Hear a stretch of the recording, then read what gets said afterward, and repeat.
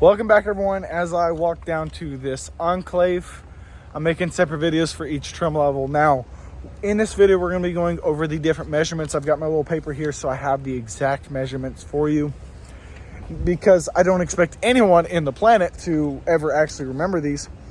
But I'm going to be going over this on a Sport Touring. I've already made a video on the Preferred.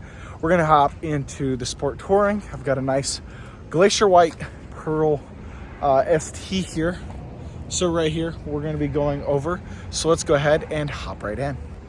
So this is the Enclave Sport Touring.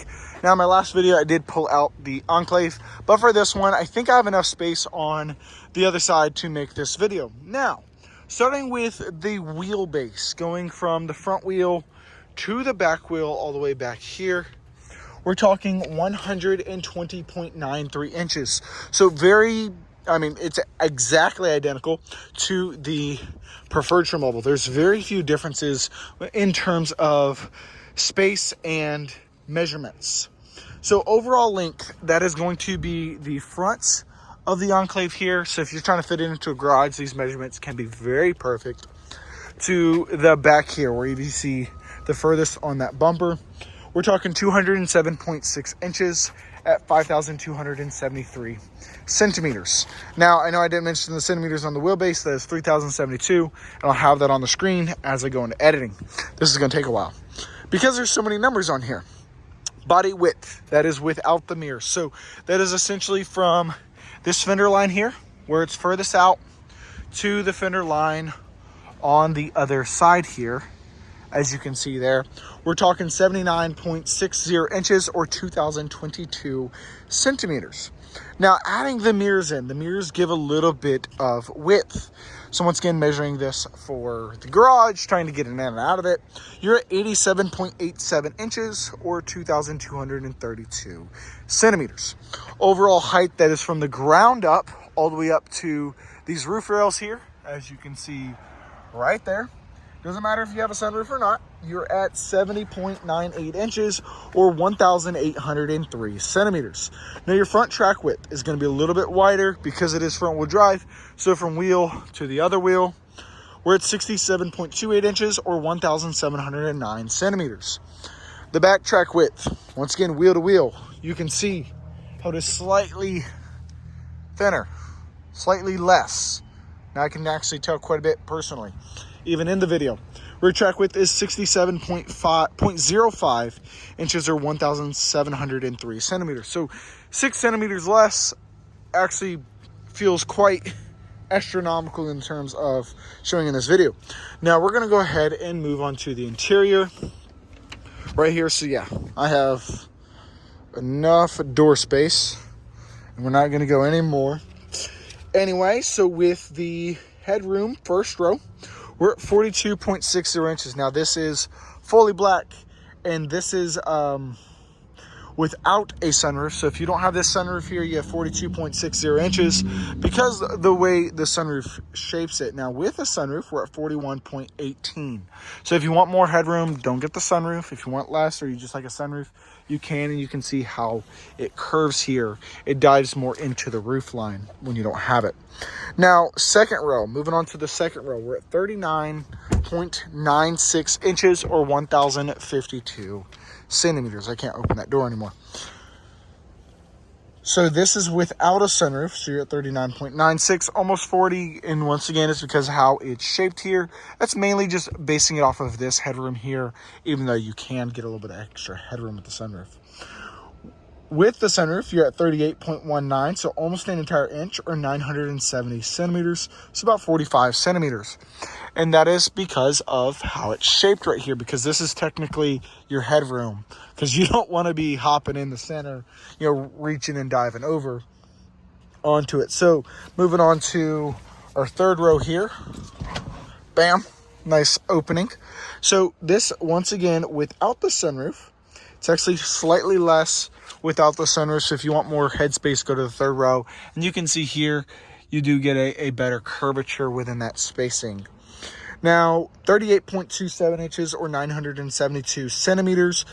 Very similar as if you had a sunroof. like this. So without the sunroof, you do get almost as much space.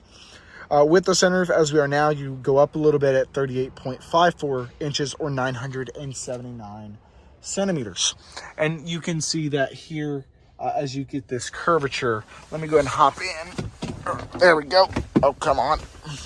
You can see where these vents are. That lighting is just messing this up because this was on my old iPhone. So that's the third row. So moving back up to our first row here, and I'll just stay seated inside the vehicle kind of as I drop my tape measure. So give me 1 second. So going with shoulder room on the first row.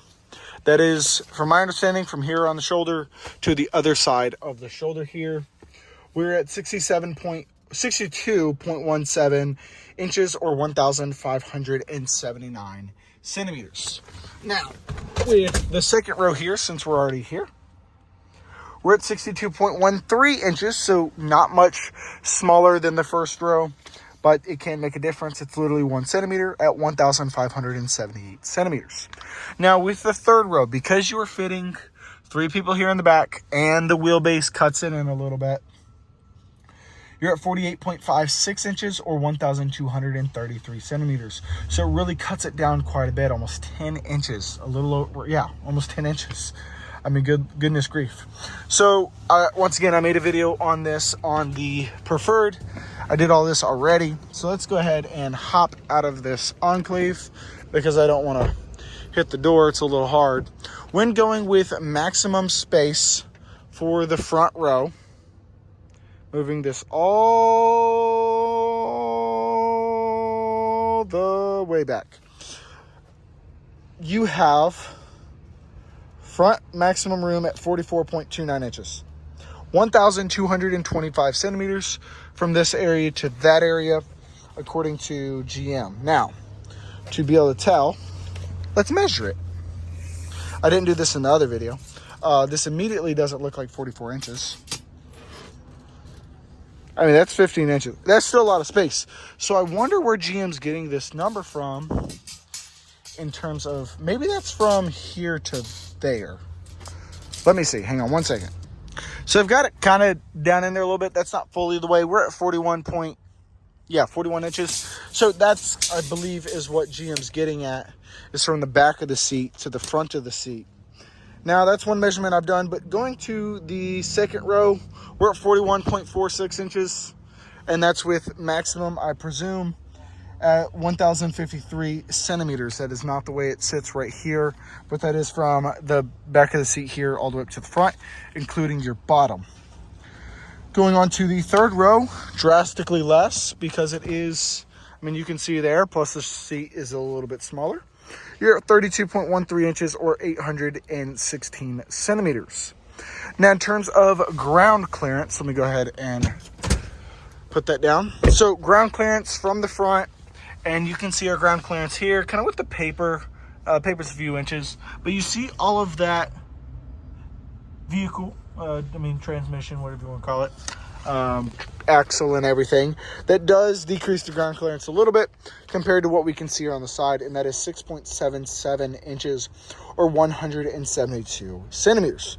Now, from lift-in height, that is from the base of the vehicle up into this seat here, we're at 30.71 inches or 780 centimeters. So you can see there from that step into the seat, and that can be very good information if you are a bit shorter like me, or if you're under 4 foot, or you need to be able to get into a vehicle easier, whatever the case might be.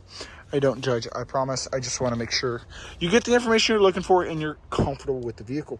So those are all the specs. I'm going to go ahead and set my paper down there, and we're going to open this tape measure up. So we've already kind of measured here. I don't have to have that out near as much. So from the front of the seat to the back of the seat, we're at 16 inches, or from the front of the seat to up there.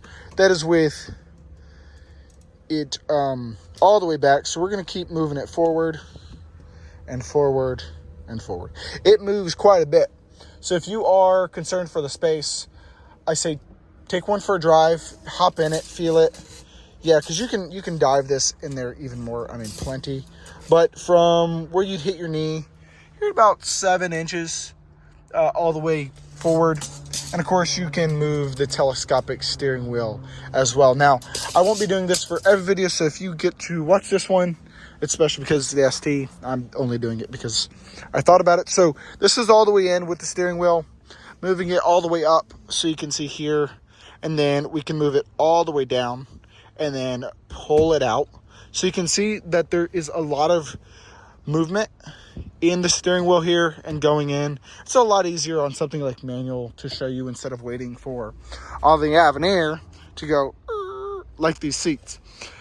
However, let's go ahead and move to the back because we already have that all the way forward.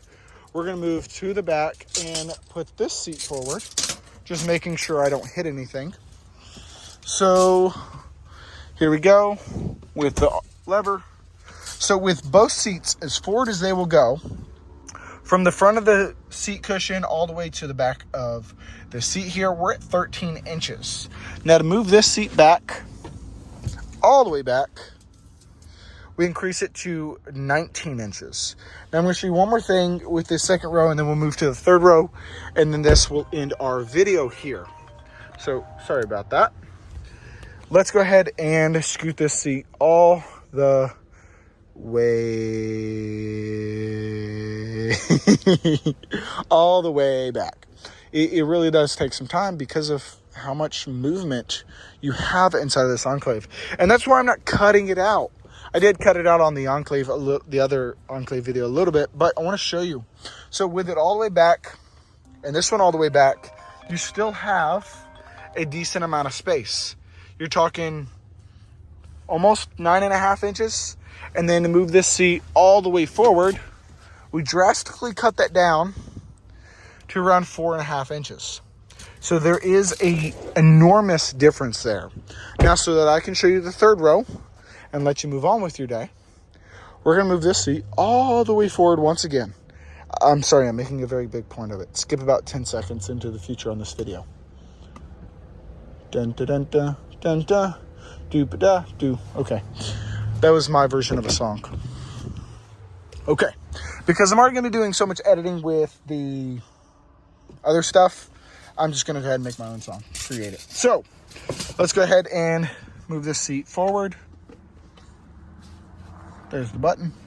Perfect. So, hopping into the back seat here, I'm going to go ahead and move this seat all the way forward as much as it'll go so I can measure it and show you.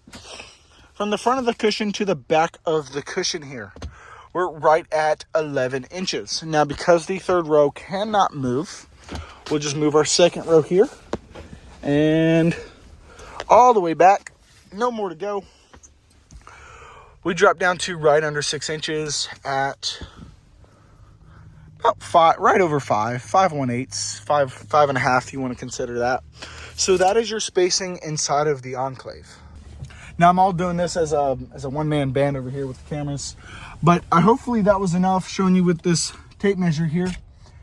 There is an enormous amount of space in the Enclaves, and if you're like me and you're kind of forced to the third row a lot because you're short, convince them to buy the one with the sunroof so you have more headspace up here. I personally like it, and the vents go towards you as well. You actually have good airflow. Unlike a lot of other vehicles, especially with the sunroof. If you're not super tall, it's really nice to already have the vents because these ones are a more horizontal design. It looks more updated, and I believe because of where they're laid out at, that there is better circulation than, say, the round air vents that we've seen forever in every SUV or car ever, mainly SUVs. But that is the Enclave ST. I do want to say thank y'all again for watching, and I'll see y'all on the next video.